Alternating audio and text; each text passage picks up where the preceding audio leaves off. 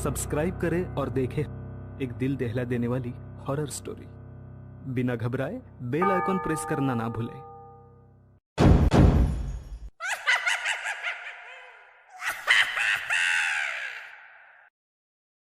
इस कहानी के लेखक है संजय कामले। दौड़ते हाँफते गिरते पड़ते उसने अपने घर का दरवाजा खोला और जैसे तैसे भीतर आ गया। उसके चेहरे का डर ये साफ साफ बता रहा था कि कुछ तो बहुत बुरा हुआ है। कुछ ऐसा देख लिया है जो उसे मौत से भी ज्यादा डरावना लग रहा था। वो कुछ भी बोलने की हालत में नहीं था। उसका दिल जोर जोर से धड़क रहा था। घर के भीतर आते ही उसने सामने वाली दीवार पर टंगी घड़ी पर नजर डाली और सन्न रह गया। रात के 3 बज चुके थे। मतलब जो उसने देखा था वो सपना नहीं, सच था। एक ऐसा सच जो धीरे धीरे उसके जिस्म में सांप के जहर की तरह घुल रहा था। उसने अपने घर का दरवाजा बंद कर दिया, कुंडी लगाकर दरवाजे की तरफ देखने लगा। चारों ओर एक गहरा खौफनाक सन्नाटा फैला था। आवाज आ रही थी तो सिर्फ उसे अपने दिल की धड़कनों की। वह जोर जोर से चीखना चाहता था, पर अगर वो ऐसा करता तो जो भी उसका पीछा कर रहा था उसे उसकी मौजूदगी का पता चलता और वो उसके ऊपर झपट कर उसे ऐसी दर्दनाक मौत दे देता जिसकी कल्पना से भी उसकी रूह तक कांप रही थी। पर वो जिस किसी से भी भाग रहा था शायद उसे उसकी मौजूदगी का पता चल चुका था, क्योंकि दरवाजे के बाहर कोई था जो उस लकड़ी के दरवाजे को अपने नुकीले नाखूनों से धीरे धीरे कुरेद कर भीतर वाले उस इंसान को मौत का एहसास दिला रहा था।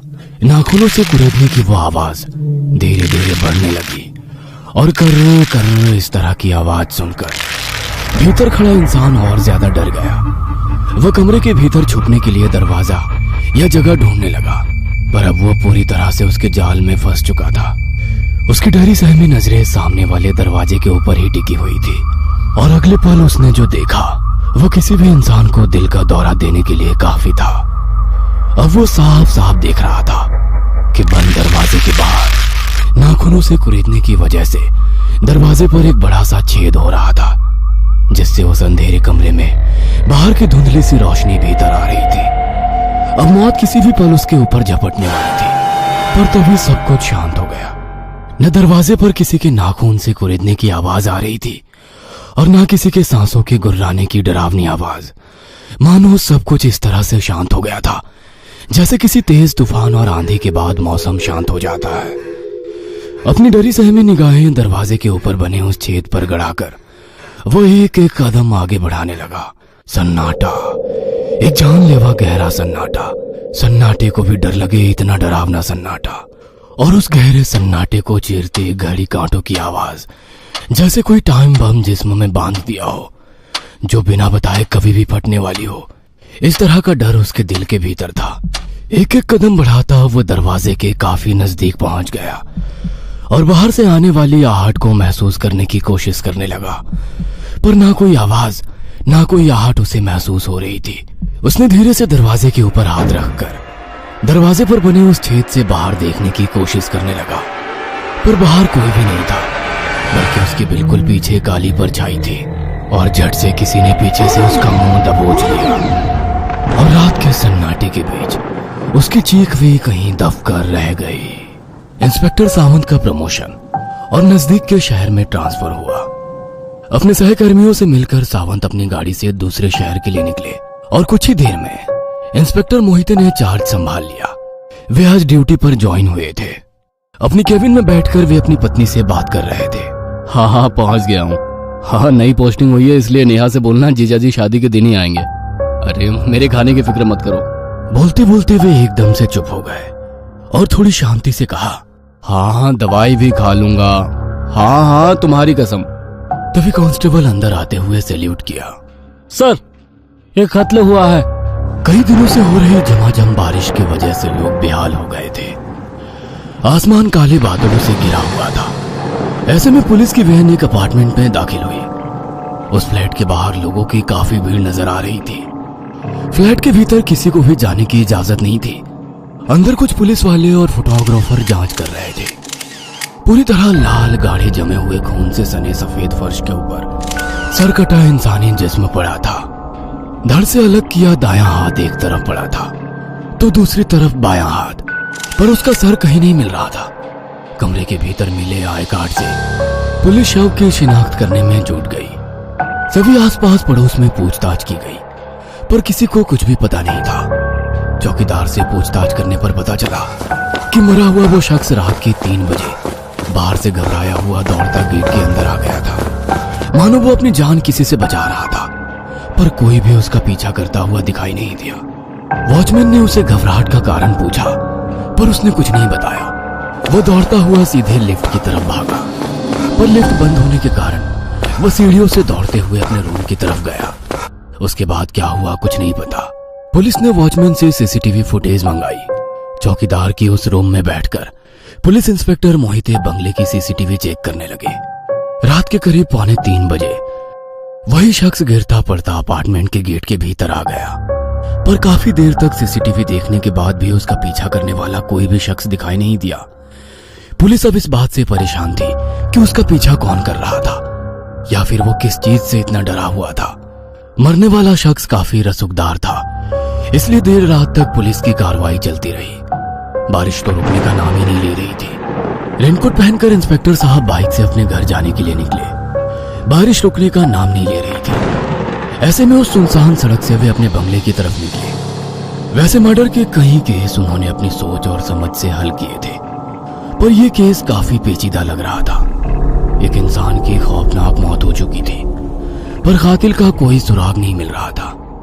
पर एक बात तो पक्की थी कि कातिल अपार्टमेंट के भीतर ही था, क्योंकि सीसीटीवी में बाहर से कोई भी अजनबी अंदर दाखिल नहीं हुआ था।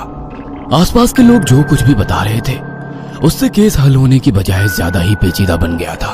उस सुनसान सड़क से गुजरते वक्त उनकी बाइक सड़क पर कुछ ही दूरी पर बंद हो गई। इसे क्या हो गया? इतना कहकर उन्होंने गाड़ी का स्टार्टर लगाया। 5-6 बार किक मार कर देखा, पर गाड़ी स्टार्ट नहीं हो रही थी। बारिश से बचने के लिए वे उस सुनसान सड़क के किनारे बने एक बंद पान के ठेले में जाकर खड़े हो गए। पॉकेट से सिगरेट निकाली और लाइटर से सिगरेट जलाकर आसपास के इलाके में नजरें घुमाने लगे। इलाका काफी सुनसान था। आगे कुछ मील दूर दाईं तरफ शहर की ऊंची ऊंची इमारतें नजर आ रही थी। काफी शांत इलाका लग रहा था। वैसे कुछ ही दिन पहले उनकी पोस्टिंग इस शहर में हुई थी, इसलिए यहाँ के बारे में उन्हें इतनी मालूमात नहीं थी। तभी एक आवाज ने उनका ध्यान खींचा। आवाज रेलगाड़ी के हॉर्न की थी। रात के अंधेरे में दूर से आने वाली रेलगाड़ी उन्हें साफ दिखाई दे रही थी। वहां से कुछ ही दूरी से एक रेलवे ट्रैक गुजरता था। वहीं पर रेलवे क्रॉसिंग बना था, पर अगले ही पल उन्हें समझ आया कि रेल की उस पटरी पर कुछ पड़ा हुआ है और उसमें हलचल हो रही है। वे तेजी से कदम बढ़ाते हुए जाने लगे और उधर से रेलगाड़ी पूरी रफ्तार से आने लगी। वे जैसे जैसे नजदीक जाने लगे उन्हें समझ आया कि रेल की पटरी पर कोई औरत है जो सामने से आती ट्रेन को देख चुकी है और पूरी जान लगाकर उस पटरी से हटने की कोशिश कर रही है। वह दर्द से करा रही थी, रो रही थी, पर उसके शरीर में इतनी भी ताकत नहीं बची थी कि पटरी से खुद को दूर कर सके। इंस्पेक्टर मोहिते अपनी जान लगाकर पटरी की तरफ जाने लगे और रेलगाड़ी भी पूरी रफ्तार से आने लगी, पर उन्हें पूरा यकीन था कि वे उस महिला को बचा लेंगे। अब कुछ ही कदम की दूरी रह गई थी, पर तभी कीचड़ में उनका पैर फिसला और वे नीचे गिर पड़े। उन्होंने पटरी पर महिला को देखा। उसकी नम आंखें उम्मीद खो चुकी थी और देखते ही देखते तेज रफ्तार गाड़ी उस महिला को कुचलती चली गई। खुद को कोसते हुए इंस्पेक्टर जमीन पर पड़े रहे। पटरी से गुजरते डिब्बों की खूनी बेसुरी आवाज उनके दिमाग में गूंजने लगी। कुछ ही देर में सारे डिब्बे गुजर गए और सब कुछ शांत हो गया। आवाज थी तो बारिश की बूंदों की। इंस्पेक्टर मोहिते सामने वाली पटरी को देखते हुए उसी पान के ठेले के आसरे खड़े सिगरेट पी रहे थे। तभी छाता लेकर आए एक कांस्टेबल ने सैल्यूट करते हुए उनसे कहा, सर, आगे कम से कम 1.5 किलोमीटर तक रेल की पटरी छान मारी है और पटरी के आसपास का इलाका भी देख लिया, पर ना किसी महिला की लाश के अवशेष मिले, ना कोई कपड़े, ना ही किसी इंसानी जिस्म का सुराग। सर, रात बहुत हो गई है और दिन भर इतना सारा काम, शायद आपको वहम हुआ होगा। सिगरेट का आखिरी कश लगाते हुए इंस्पेक्टर साहब ने कहा, ठीक है, तुम अपनी ड्यूटी पर जाओ, कल सुबह देखेंगे। रात को इंस्पेक्टर मोहिते अपने बेड पर बैठे थे। टेबल पर रखी दवाइयों के पैकेट पर नजर गई। ना चाहते हुए भी पैकेट खोलकर एक टैबलेट निकाल रहे थे। तभी उन्हें डॉक्टर की बात याद आ गई। मुझे लगता है आपको ये नौकरी छोड़ देनी चाहिए। काफी स्ट्रेस है आपके काम में और शायद इसी वजह से आपको हेल्यूसिनेशन हो रहा है। मतलब आपका दिमाग खुद कैरेक्टर और घटनाएं बना रहा है। मैं कुछ दवाइयां देता हूं, इन्हें बंद मत करिए। उन्होंने हाथ में ली टैबलेट को देखा और झट से घर के कोने में फेंक दिया और बेड पर लेट गए। तभी उन्हें किसी की आहट महसूस हुई। बेड पर लेटे लेटे ही उन्होंने पूरे कमरे में नजर घुमाई, पर कहीं कुछ भी नहीं था। दोबारा वह उसी सोच में पड़ गए। छत पर लगा सीलिंग फैन धीरे धीरे घूम रहा था। बाहर हो रही बारिश की धीमी आवाज कानों में गूंज रही थी। पर तभी दोबारा उन्हें एक अजीब सी आवाज सुनाई दी। पायल की धीमी आवाज, किसी महिला के चलते कदमों के साथ गूंजती पायल। मोहिते साहब एकाएक उठकर बैठ गए।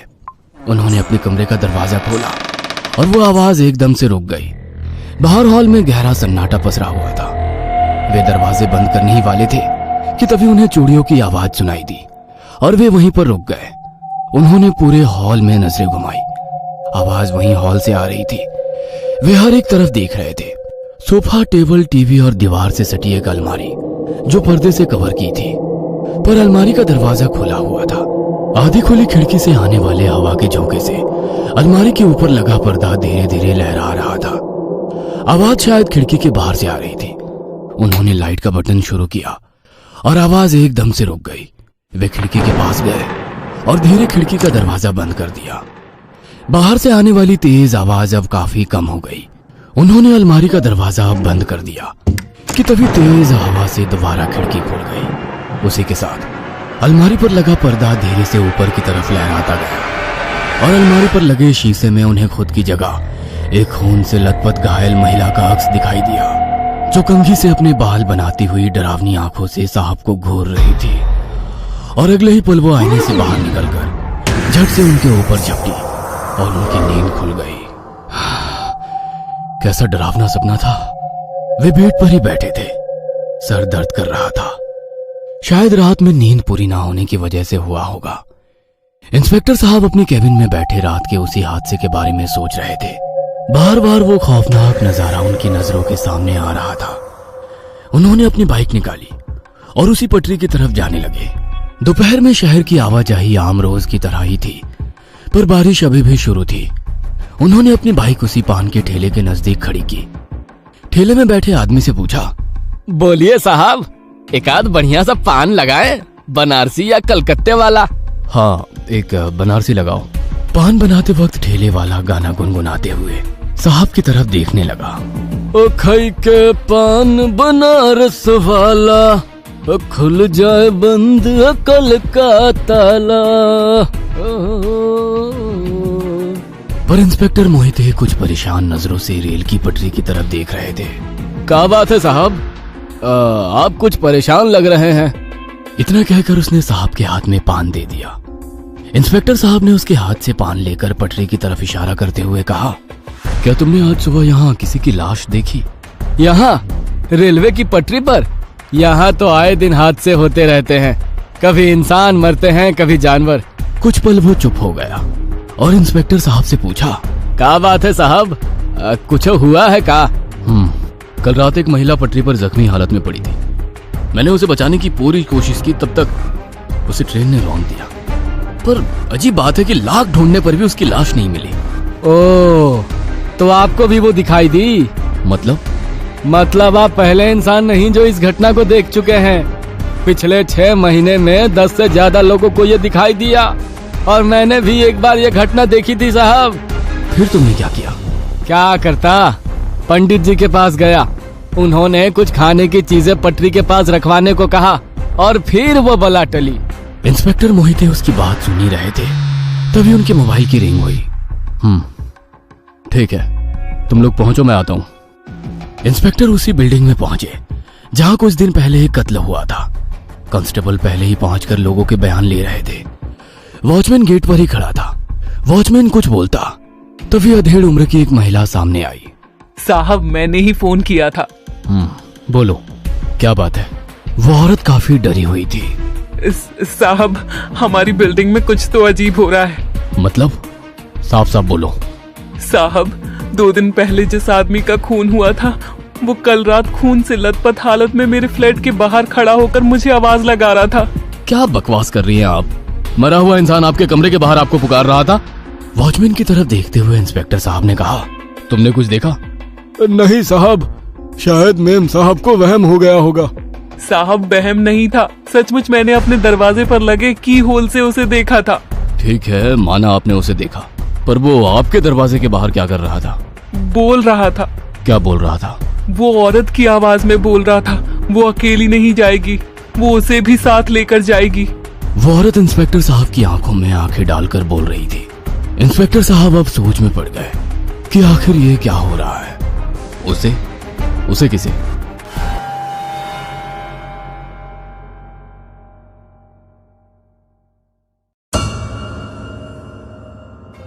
ये कहानी आपको अच्छी लगी हो तो हमें सब्सक्राइब करें, हमारा इंस्टाग्राम और फेसबुक पेज जरूर फॉलो करें। और हाँ दोस्तों, सब्सक्राइब करना भूलना मत।